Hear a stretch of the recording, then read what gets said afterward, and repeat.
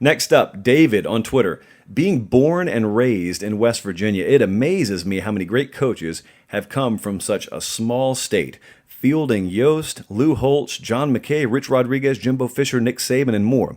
My question is, does it make the state of West Virginia the pound-for-pound champion on producing head coaching talent? Always love the show. Go Mountaineers. David, I've always believed this. Ohio certainly has a claim as well, but think about this. And there's this triangle. You guys from West Virginia know what I'm talking about. There's this triangle even within the state. I don't know how many square miles it would consist of, but it's not a whole lot. Who are the coaches? I know Fielding Yost is from Fairview. John McKay is from, it's either Evanston or Everettsville, I think. I should have looked this up. Nick Saban's from Worthington, and Jimbo Fisher's from Clarksburg. And if you were to put those dots on a map and connect them, it's just this little sliver. It looks like a land-based Bermuda Triangle. And it's these coal mining towns, and it is so synonymous in your area in West Virginia with the way that farming is and agriculture is in South Georgia, kind of where I'm from. And that's not the only place you would find that culture, obviously, but it's these places where everyone knows everyone. It's backbreaking. The lifestyle is a backbreaking lifestyle. The average life expectancy, I saw that recently in West Virginia, I think is 49th out of 50 states. And the reason is because of coal mining. The reason is because that figure is not just a 2019-2020 figure. That figure has been compiled over decades and decades. And it's backbreaking work, but here's what it does. What it does is, number one, for people like me, it gives me supreme respect for anyone who comes from there.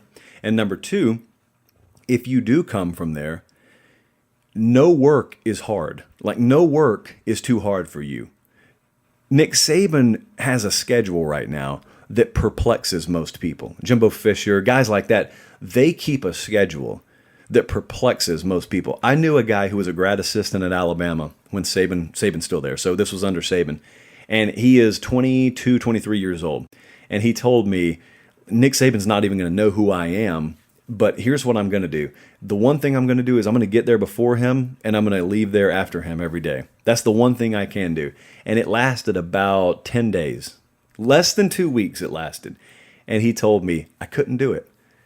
There were times I got there earlier than him. There were some times that I left there after him, but I couldn't do it consistently. And I was getting there and basically being a zombie at my desk. He is a machine.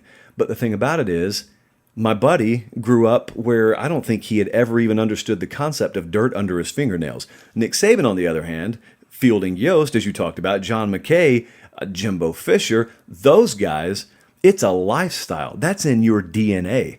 And I've got so much respect for people who come from West Virginia, or in my world, who come from South Georgia and they grew up on peanut farms. And you're working sometimes 16, 17-hour days for extended periods because there are seasons where you got to get stuff done.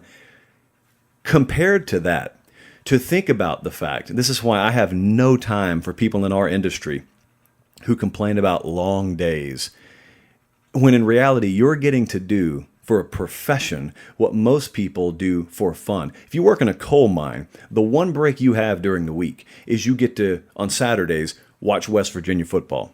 If you work on a South Georgia peanut farm, the one respite you have is a few Saturdays in the fall, you get to watch Georgia football. To think about the fact that there are grown men and women being paid to cover those sports who would dare complain, oh man, they got Louisiana Monroe today. I got to go spend a whole Saturday doing that. That's not hard work. That's not hard work at all. I woke up at 5 o'clock this morning to do this podcast. That's not hard. It's not hard at all. What would be hard is if I had had to wake up 30 minutes earlier than that and go throw my overalls on and get the tractor out here and then go ride up and down rows for 16 hours in the middle of 95-degree heat. That's hard. It's harvest time down here right now. It's growing season down here right now. You ought to see the fields in South Georgia. And there are men and women working it every single day. That DNA, that's why a guy like Nick Saban is how he is. Jimbo Fisher is how he is. I love reading about that. You know what? You want to get some really good storytelling. If you can ever hear those guys. I've heard Fisher and Saban in off-the-record settings talk about their upbringing.